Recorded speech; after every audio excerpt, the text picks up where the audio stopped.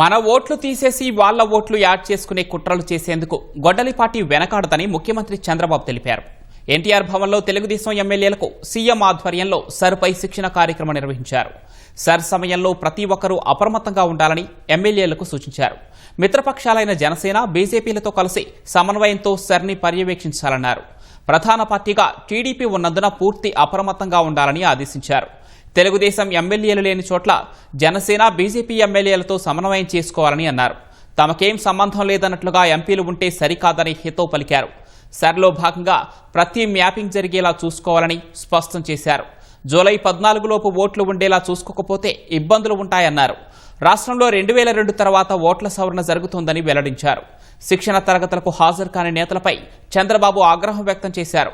Vote నమోదు చేసుకునేలా అవగాహన కల్పించడం రాజకీయ పార్టీగా మనందరి బాధ్యతన్నారు. పార్టీ ఉంటేనే ప్రభుత్వం వస్తుందనే బాధ్యతతో ప్రతి ఒక్కరూ పనిచేయాలని స్పష్టం చేశారు.